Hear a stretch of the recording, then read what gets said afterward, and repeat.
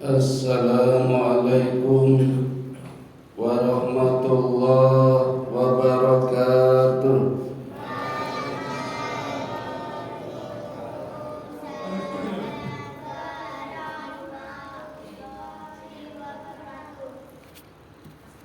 Alhamdulillahi wahda, sadaqa wa'da, wa nasara 'abda, wa a'azza junda, wa hazamal ahzaba wahda.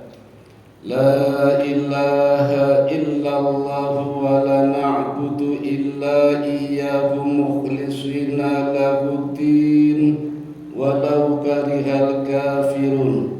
Ashhadu an la ilaha illallah wahdahu la syarika lah wa ashhadu anna Muhammadan abduhu wa rasuluhu la nabiyya ba'dah. Bapak Ibu, saudara-saudara dan adik-adik sekalian, pengajian ba'dal maghrib petang kali ini saya akan mencoba memenuhi permintaan dari pengurus materi tentang asal-usul ibadah kurban, karena sudah mendekati Idul Adha. Ini pertanyaannya luar biasa. Pernyataannya asal-usul Idul Kurban karena mendekati Idul Adha. Kalau yang biasa kan pernyataannya asal-usul Idul Kurban karena mendekati Idul Kurban, harusnya begitu. Ini luar biasa ini. Atau asal-usul Idul Adha karena mau Idul Adha, itu biasanya. Ini pernyataannya sama jawabannya berbeda. Minta materi asal-usul Idul Kurban karena sudah mendekati Idul Adha, ini berarti luar biasa.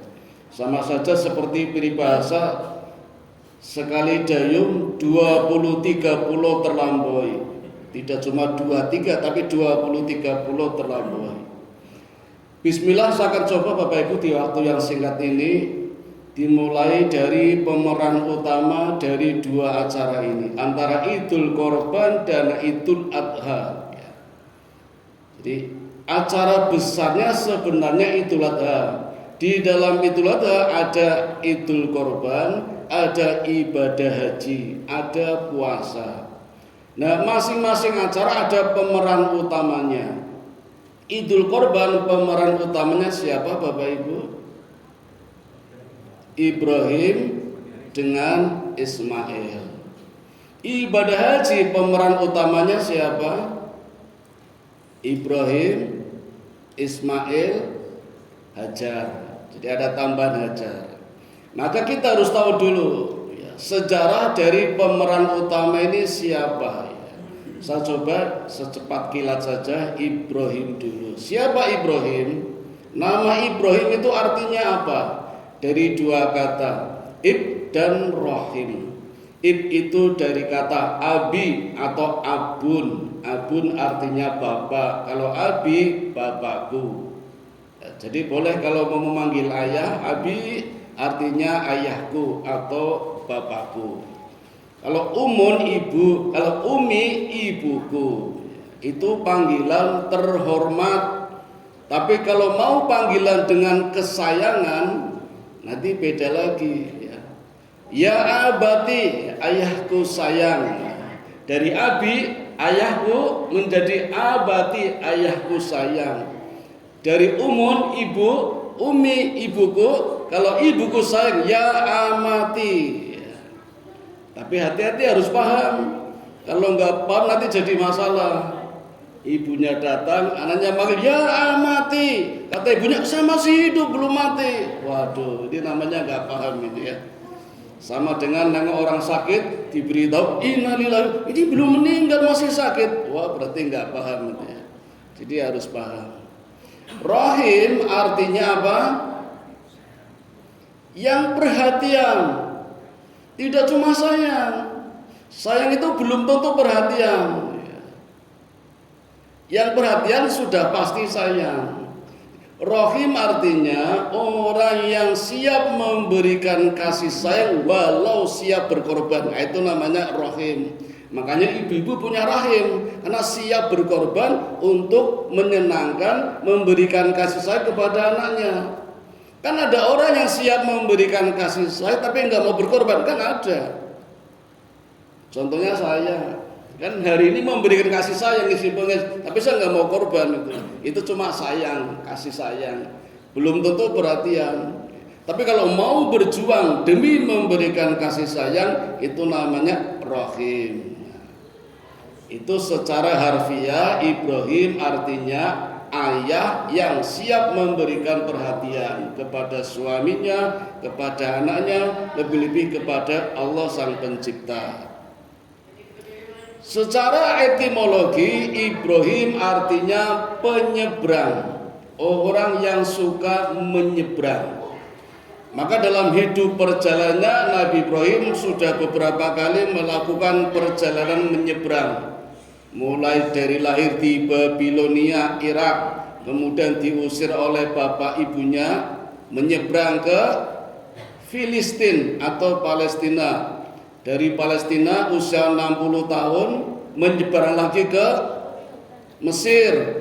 Dari Mesir kembali lagi menyeberang ke Palestina. Dari Palestina nyeberang lagi ke Mekah. Dari Mekah Palestina lagi bolak-balik. Maka disebut Ibrahim. Panjenengan Bapak Ibu yang suka menyeberang, suka bepergian antar kota, yang Gojek nge-Grab, boleh ganti nama menjadi Ibrahim. Karena sering mondar-mandir.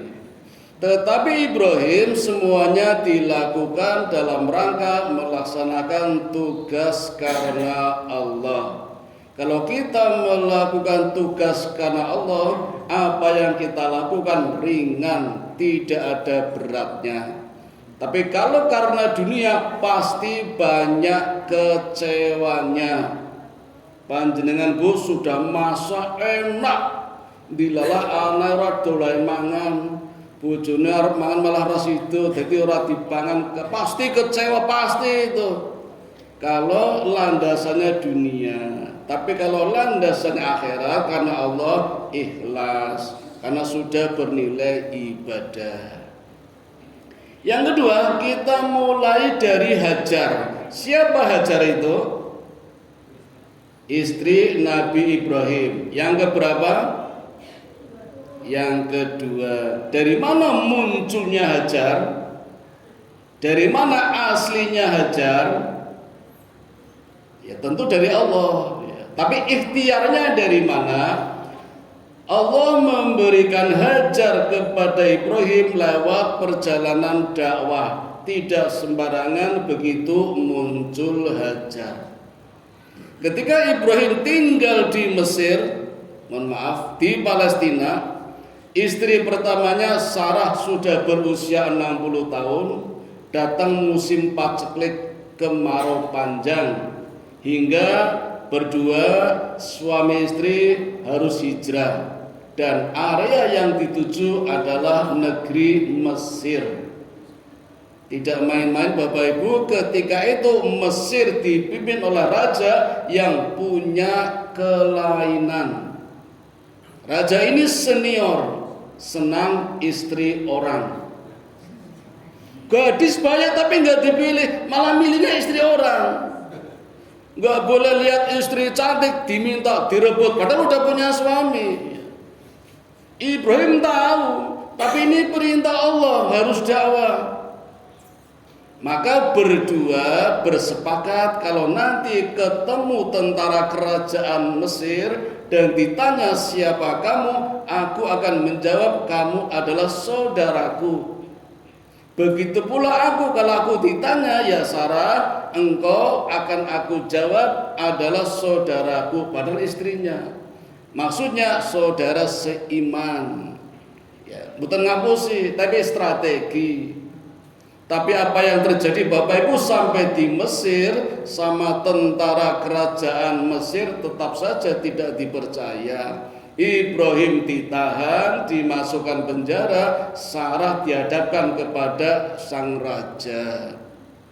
Melihat kecantikan Sarah yang begitu sempurna secara fisik, raja ini timbul nafsunya. Maka dengan tangan kanannya hendak menjamah Sarah. Begitu hendak menjamah, Sarah berdoa, dan begitu berdoa, raja ini tangan kanannya kena stroke. Dulu sudah ada penyakit stroke, Pak, tapi namanya nggak tahu, belum apa namanya. Ya. Raja bertanya, ada apa? Apa yang kamu baca? Aku berdoa, kata Sarah, karena kamu jahat. Minta kepada Tuhanmu agar aku sembuh. Dengan niat baiknya Sarah berdoa, raja ini sembuh.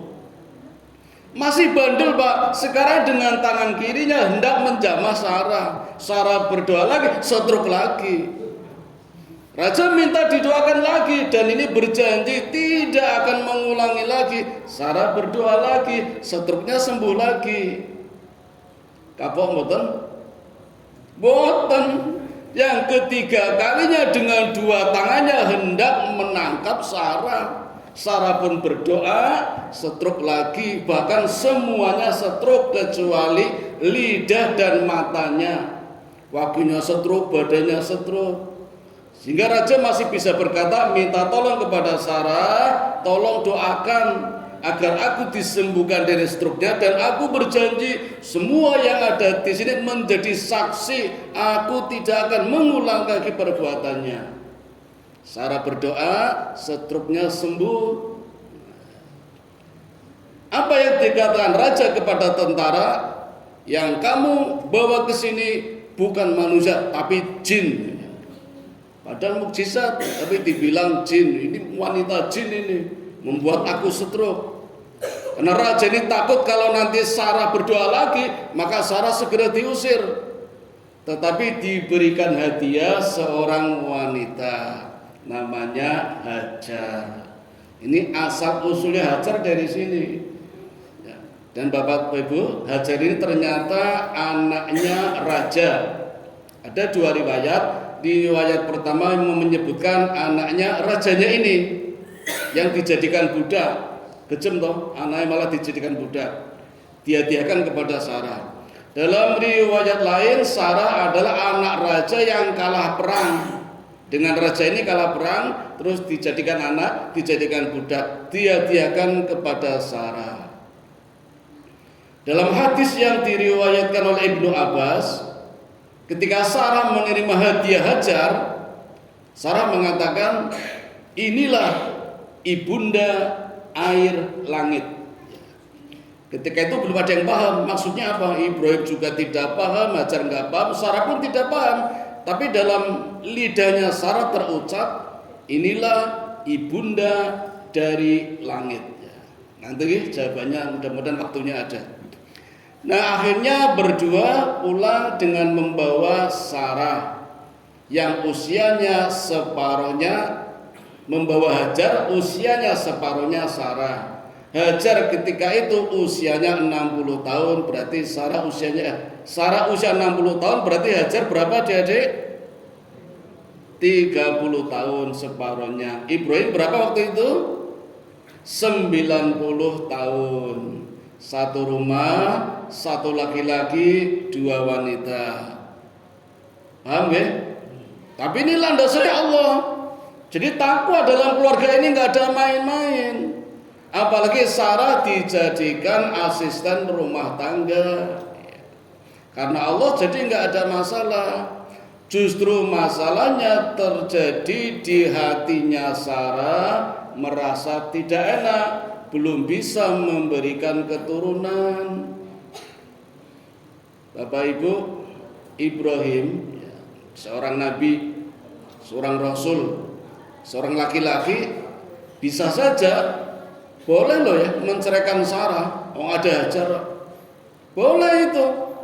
Bahkan mungkin tanpa izin Sarah pun boleh, karena Sarah belum bisa memberikan putra untuk melanjutkan risalah dakwahnya. Tapi Ibrahim tidak melakukannya. Kenapa? Karena sesuai dengan namanya, orang yang sangat perhatian kepada Sarah, kepada istrinya. Sehingga sehingga tidak minta cerai, bahkan Sarah yang memintakan Ibrahim untuk menikahi Hajar, Hajar pun ditawari untuk menikah dengan Ibrahim. Jadi ini dimulai justru dari Sarah dulu, Sarah yang minta, Ibrahim tidak minta. Kayaknya nggak ada di zaman sekarang ini. Kalaupun ada awalnya, tapi nanti ya jadi masalah. Seperti di sinetron FTV kan seperti itu. Menurut sutradara seperti itu. Nah akhirnya terjadilah pernikahan yang kedua bagi Ibrahim. Dan dalam waktu 1 tahun, berarti di usia 61 nih, Hajar hamil, di usia 62-nya Sarah, kemudian melahirkan seorang putra yang pertama dari istri yang kedua bernama Ismail. Bapak Ibu, ini pelajaran buat kita dalam kehidupan berumah tangga. Istri pertama satu rumah dengan istri kedua. Yang punya anak istri kedua dulu. Seorang bapak menunggu lama 60 tahun belum punya anak, kemudian dikaruniai anak dari istri kedua. Kira-kira perhatian bapak terfokus ke yang mana? Yang kedua.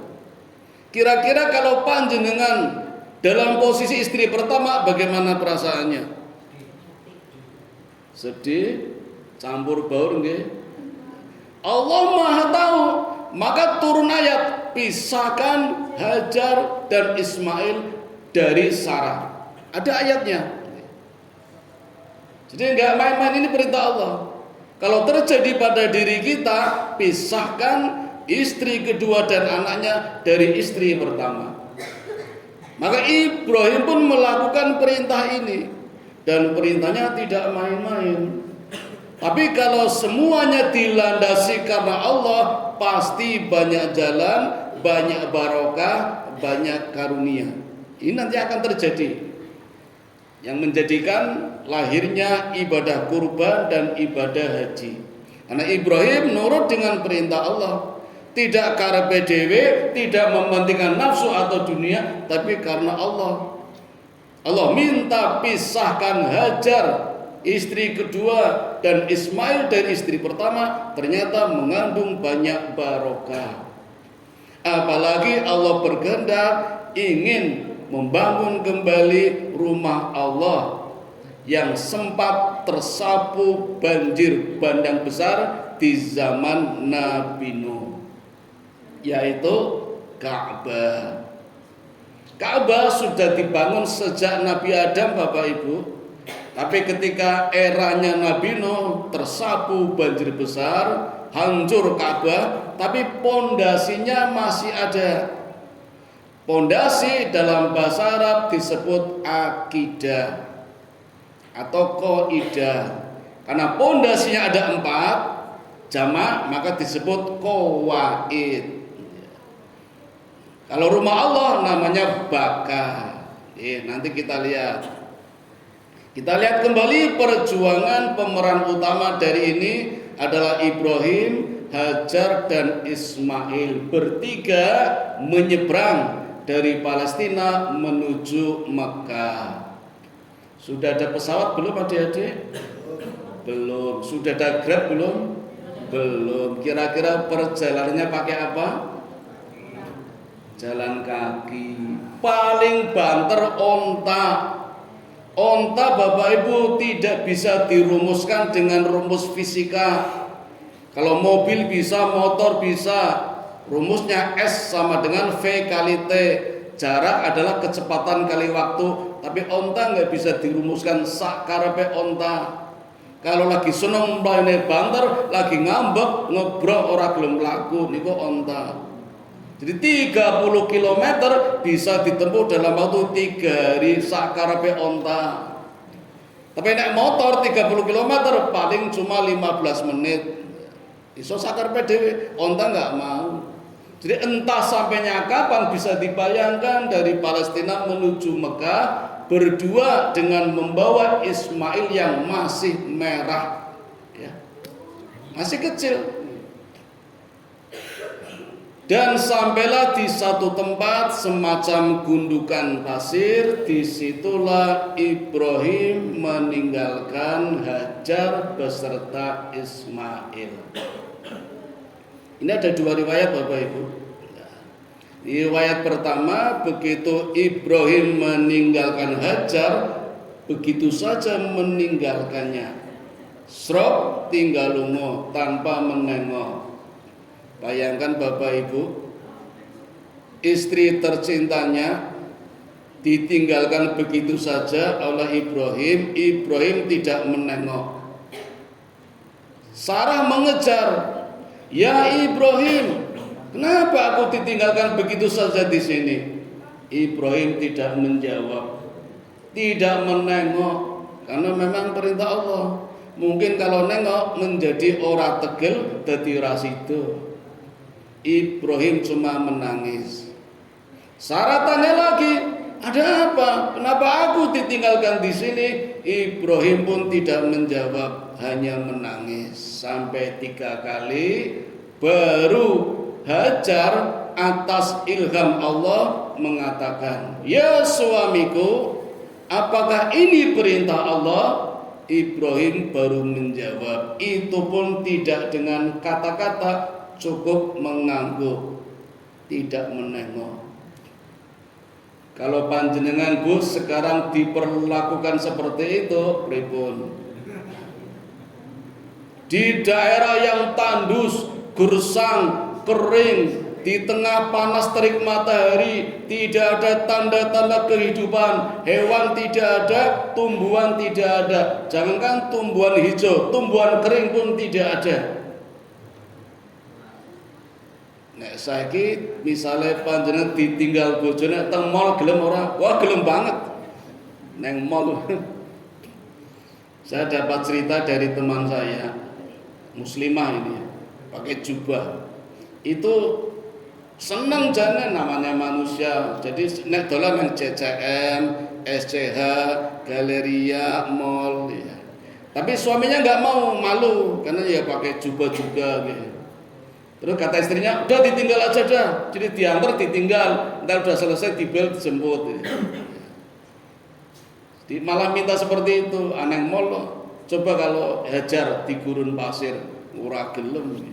Tapi itulah yang terjadi. Riwayat yang kedua tidak bolak-balik, tapi langsung. Hajar yakin. Kenapa Hajar bisa mengatakan? Dalam riwayat kedua, Hajar nggak menanyakan kenapa aku di sini, kenapa aku ditinggal, tapi Hajar mengatakan, apa ini perintah Allah? Nah, seorang wanita Bapak Ibu bisa mengucapkan kalimat ini tentu tidak serta-merta. Ada proses panjang yang menyebabkan seorang ibu bisa mengatakan apa ini perintah Allah. Maka pasti di dalam kehidupan rumah tangganya, Ibrahim selalu memberikan tarbiyah, selalu memberikan pendidikan Islam kepada istrinya. Sehingga ketika ditinggal istrinya mantap mengatakan, apakah ini perintah Allah? Begitu Ibrahim mengatakan iya, walaupun mengangguk, Hajar yakin mantap kalau memang ini perintah Allah, pasti Allah tidak akan menyia-nyiakan. Pasti itu.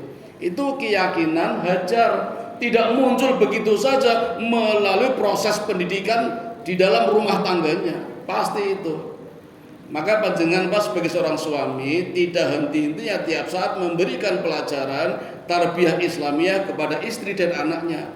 Sehingga ucapan-ucapan yang keluar dari istri dan anaknya selalu ucapan yang keluar dari hasil pendidikan suaminya dalam ridho Allah. Tentunya suaminya bisa menjaga diri. Jadi enggak main-main itu. Nah, mari kita lihat Bapak Ibu. Begitu Ibrahim meninggalkan berdua sampai ke tanah yang agak bukit nanjak, Ibrahim baru membalikan badan dan mengangkat kedua tangannya kemudian berdoa. Doanya sangat viral. Ada di dalam surat Ibrahim. Surat yang ke-14 juz yang ke-13 ayat 37. Mari dihafalkan adik-adik. Rabbana inni askantu min dzurriyyati biwadin ghairi dzi zar'ain 'inda baitikal muharram. Ya Tuhan kami yang selalu memelihara kami, ini askantu, sesungguhnya aku tinggalkan min dzurriyyati, sebagian generasiku, biwadin, di tanah yang gersang, ghairi, yang tidak ada apa-apanya. Di itu yang sangat keterlaluan, betul-betul banget gak ada apa-apanya, gersang. Di samping rumah Allah, inda baitikal muharram. Jadi di samping rumah Allah, tanahnya tandus gersang, disitulah Ibrahim meninggalkan keturunannya. Rabbana liyuqimus sholata afidatan minan nasi tahwi ilaihim warzuqhum minat thamarati la'allahum yashkurun.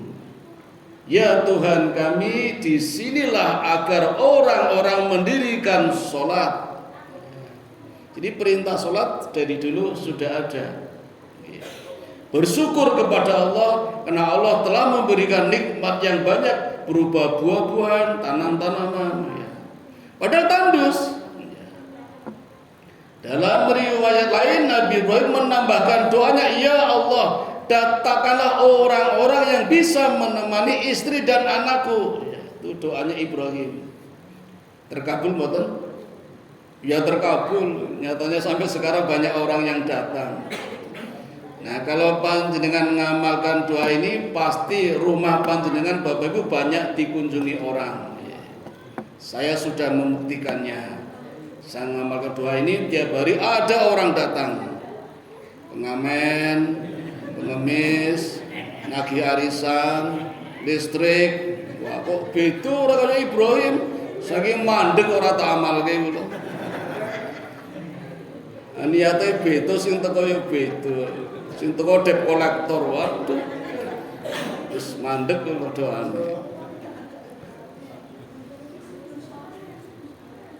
Pun kita tinggalkan Ibrahim ya, karena Ibrahim menuju kembali ke Palestina menemui istri pertamanya. Sekarang kita lihat bagaimana Hajar dengan anaknya Ismail yang ditinggal oleh Ibrahim hanya dibekali 2 tempat makanan dan minuman. Kalau dulu namanya gembes, satu isinya makanan, satu isinya minuman. Hajar mulai berpikir, ini pasti habis minuman dan makanan. Mumpung masih ada waktu, cobalah cari-cari, siapa tahu di sekitar sini ada kehidupan, ada perumahan, ada perkampungan, ada tanaman, buah-buahan. Tempat yang terdekat hanya 2 bukit, Sofa dan Marwah. Maka Hajar mulai naik bukit yang pertama, namanya Sofa. Dari Sofa terlihat di bukit yang satunya bernama Marwah ada air. Maka Sofa ditinggalkan oleh Hajar. Hajar jalan kaki turun nggih. Begitu sampai hendak naik ke Marwah, lari. Sampai di Marwah, lihat ke Sofa ada air. Turun lagi dari Marwah, begitu hendak naik Sofa, lari. Ternyata nggak ada air, hanya fata morgana. Balik lagi lihat ke Marwah seperti itu, diulanginya sampai 7 kali. Berakhir di mana Bapak Ibu? Sofa atau Marwah? Sofa, Marwah 7 kali ya. 1, 2, 3, 4, 5, 6, 7. Berakhir di Marwah. Ketika sampai di Marwah tidak ada air. Nah, ini ada 2 riwayat. Riwayat pertama, Hajar batin, ya Allah, aku sudah melakukan, kurang apa aku coba. Ternyata tidak ada air. Tiba-tiba terdengar suara. Riwayat yang kedua, begitu di Marwah tidak ada air, Hajar membalikkan badan, lihat Ismail, ternyata di bawah Ismail ada air. Nah, dari mana air itu muncul? Ada 3 riwayat. Yang pertama, ini yang paling viral, yang sudah kita kenal dari guru-guru agama kita. Barangkali panjenengan juga begitu. Airnya dari ijakan kakinya Ismail, gujuk-gujuk metu banyune. Itu nggih. Pernah dengar nggih? Mohon maaf, ternyata hadisnya lemah. Riwayat yang kedua, airnya muncul dari bekas injakan ontanya Nabi Ibrahim. Pasti tinggal, Hajar nggak lihat, ternyata muncul airnya. Karena lagi fokus kepada Ibrahim. Pernah dengar boten? Itu juga hadisnya lemah. Nah, sekarang hadis yang kuat, yang banyak beredar di negeri sana, bukan di Indonesia, itu ternyata dari sayapnya malaikat Jibril. Jadi dicukil itu, kemudian keluar airnya. Begitu keluar airnya, naluri seorang ibu dalam kondisi bekalnya hampir habis, sangat haus, refleks ini, airnya dibendung dengan tangannya sambil mengatakan zam. Zam ini bukan bahasa Arab, Pak. Bahasa Mesir. Kan Hajar aslinya Mesir. Bukan Arab itu. Sehingga dengan bahasa Mesir, zam. Kumpul. Biar nggak luber. Khawatir kalau luber nanti habis. Semakin luber. Terus seperti kalau adik-adik di pantai itu loh, ada ombak, gawe bangunan pasir kan mesti gini toh, menora cepet hilang banyune. Zam seperti itu. Nah, ini hikmah Allah Bapak Ibu. Nyatanya sampai sekarang Zam-Zam nggak pernah habis.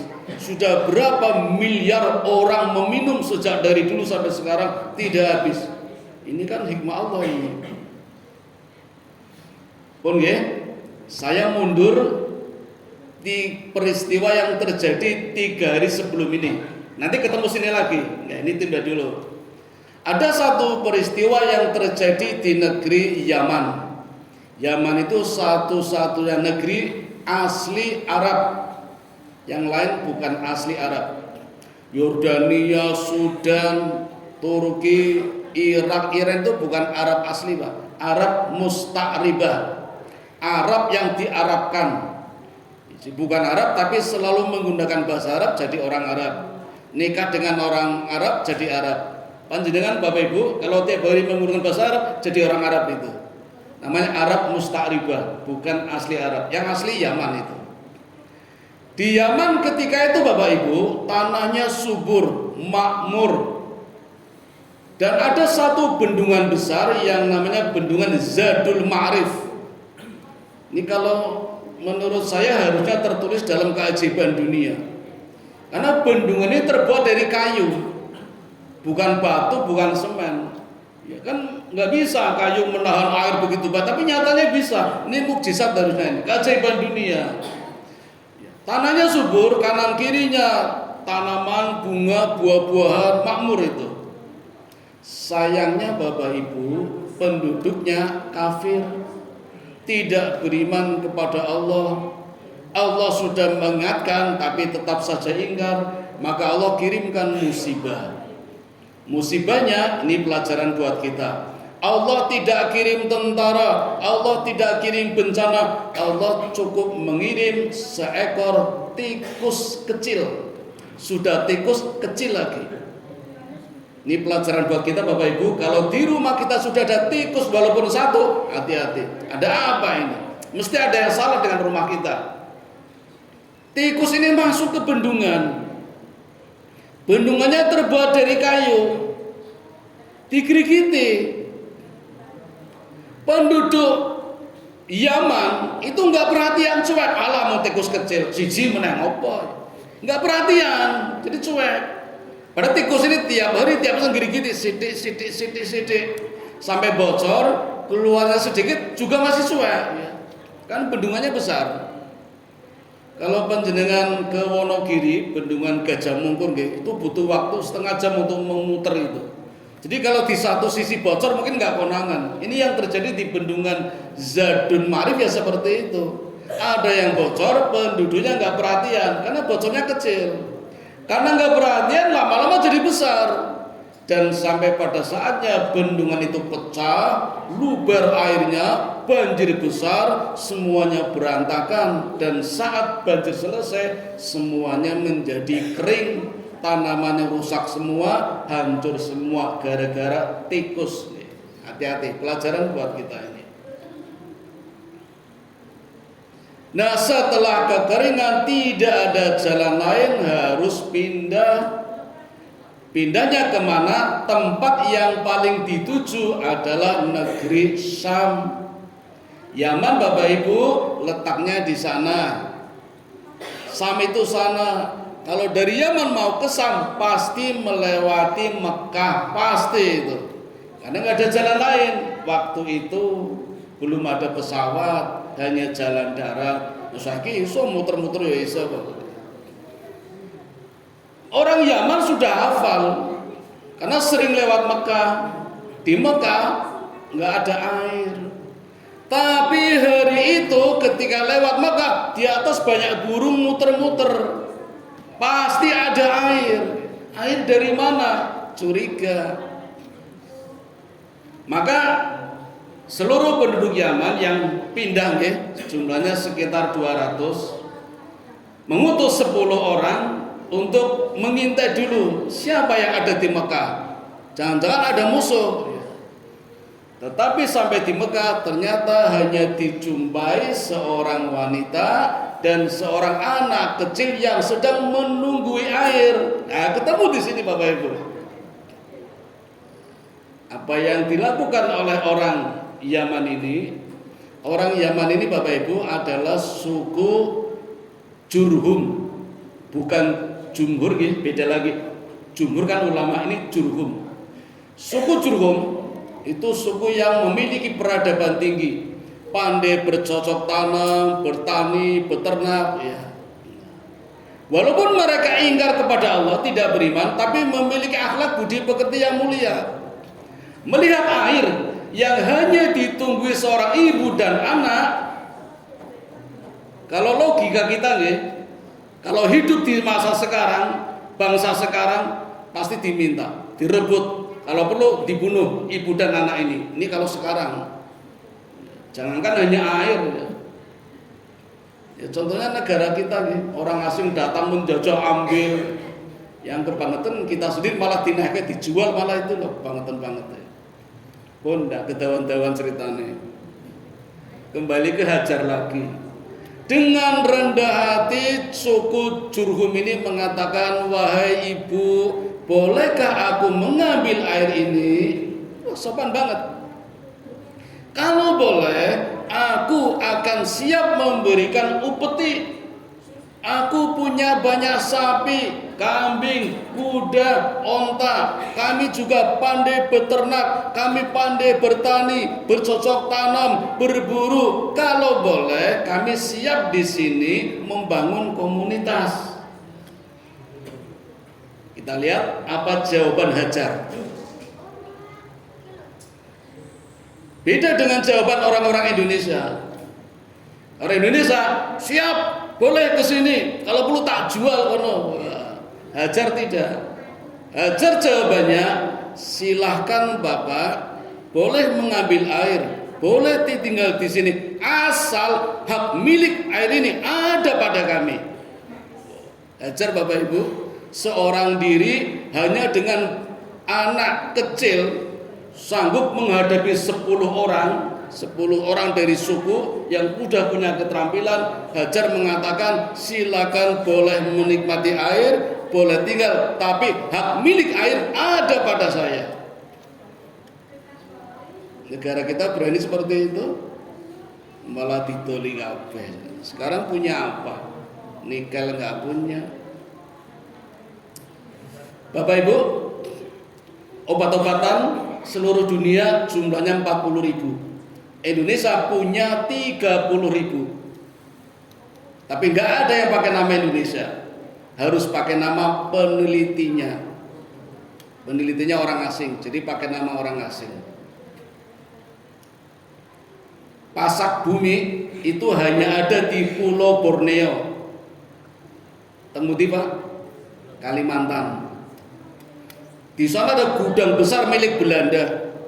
Kalau diangkut pakai kapal hanya butuh waktu 4 jam. Naik ke atas, ini dipetangin naik ke atas sampai di Belanda hanya 4 jam.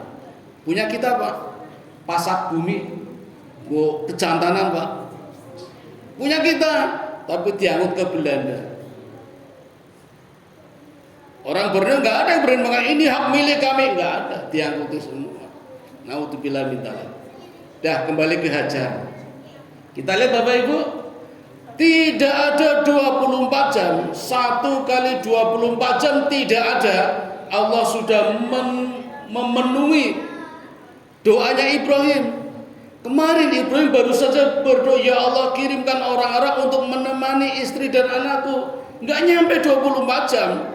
Allah sudah kirim orang-orang datang dan membentuk komunitas. Maka terbentuklah satu komunitas di situ antara Ismail dan Hajar, orang Mesir, Ismail orang Palestina karena lahir di Palestina, dengan suku Jurhum orang asli Arab. Nah, maka Bapak Ibu, perjalanan selanjutnya disitulah Nabi Ismail tumbuh menjadi dewasa dengan memiliki banyak keterampilan. Ismail orang asli Palestina tapi pandai berbahasa Arab. Inilah nabi pertama yang pandai berbahasa Arab, Nabi Ismail. Dan Ismail adalah nabi pertama yang pandai berkuda. Nabi sebelumnya enggak pandai berkuda, malah mungkin enggak bisa. Ismail orang pertama, nabi pertama yang pandai berkuda. Berkat hidup bersama dengan suku Jurhum yang sudah biasa beternak, bercocok tanam, bertani, berkuda. Itu Ismail. Manfaatnya Bapak Ibu, ada satu komunitas barokah dari Allah kalau taat kepada Allah. Nah Bapak Ibu, setelah menginjak usia dewasa seperti pada umumnya orang laki-laki menikah, berkeluarga. Ismail berumah tangga dengan anaknya kepala suku Jurhum. Sebagai hadiah dinikahkan dengan Ismail. Ibrahim datang menengok anaknya. Ketika datang ke rumah, Ismail tidak ada, sedang berburu.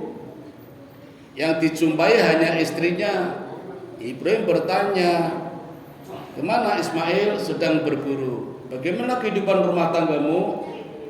Istri yang ini Bapak Ibu, ketika ditanya Ibrahim, banyak mengeluh.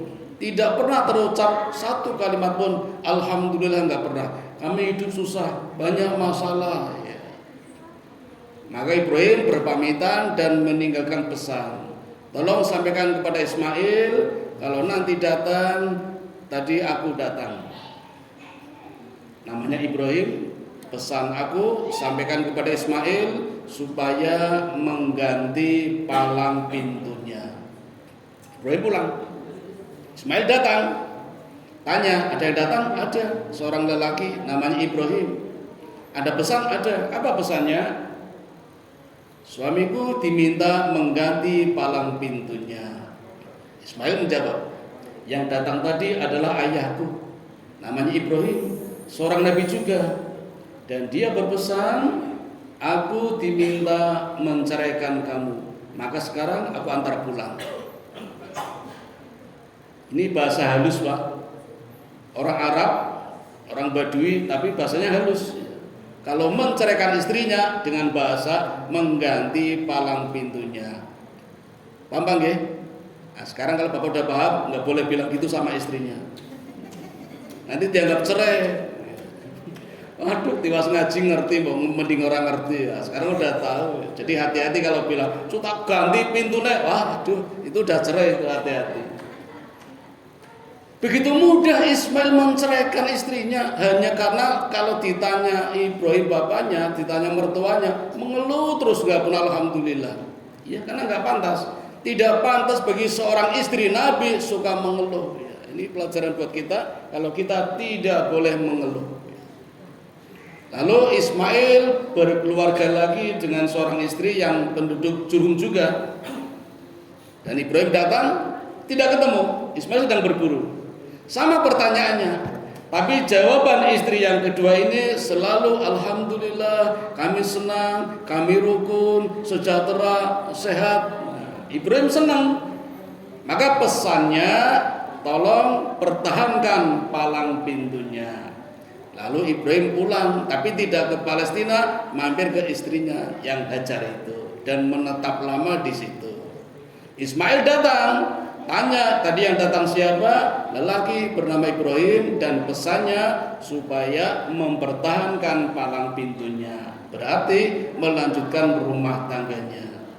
Dan bersama dengan istri yang kedua ini Ismail dikaruniai anak 12 anak laki-laki, 1 perempuan. Kabeh boten? Kabeh. Kabehnya Gusti Allah. Ini kabehne wong mesti rame. Wong rolas kok banget itu kabehne wong, ini kabehnya Allah ya. Makmur sejahtera. Bapak Ibu, ini ada 2 riwayat. Setelah Ibrahim menetap di Mekah, kemudian Ismail sudah dewasa, usianya mencapai usia kenabian, baru Allah perintahkan Ibrahim lewat mimpi menyembelih anaknya. Yang sering kita dengar ceritanya Ibrahim menyembelih anaknya bernama Ismail ketika kecil. Benar toh? Ternyata Bapak Ibu, hasil kajian yang masuk akal, perintah menyembelih ketika Ismail sudah mencapai usia kenabian. Berapa tahun? 40 tahun. Ibrahim diangkat Nabi 40 tahun, Muhammad 40 tahun, Musa 40 tahun, Isa 30 tahun. Kecuali Nabi Yahya sejak kecil udah jadi Nabi. Itu Nabi Yahya. Sehingga kalau sudah jadi nabi, nalar. Ibrahim menyebutkan perintah Allah disembelih, tidak nolak. Coba nek tak cilik, tak boleh ya melayu itu. Isa nggih. Pun sampai di sini dulu nggih. Ini belum tuntas Bapak Ibu, tapi tidak apa-apa. Yang penting kita sudah punya gambaran bagaimana asal usul riwayat ya, terjadinya ibadah Idul Kurban sama Idul Adha ya. Idul Adha yang di dalamnya ada ibadah haji, ada ibadah kurban, itu dari kehidupan Nabi Ibrahim bersama Ismail dan juga istri yang kedua bernama Hajar. Kalau yang pertama Sarah nanti riwayatnya lain. Itu nanti riwayatnya dengan nabi-nabi Bani Israel deh. Kali ini riwayatnya Ismail nanti turun-temurun sampai pada Nabi Muhammad sallallahu alaihi wasallam. Sekian dari saya, mudah-mudahan ada manfaatnya. Mari kita tutup dengan doa kifaratul majlis. Subhanakallahumma wa bihamdika asyhadu an la ilaha illa anta astaghfiruka wa atubu ilaik. Assalamualaikum warahmatullahi wabarakatuh.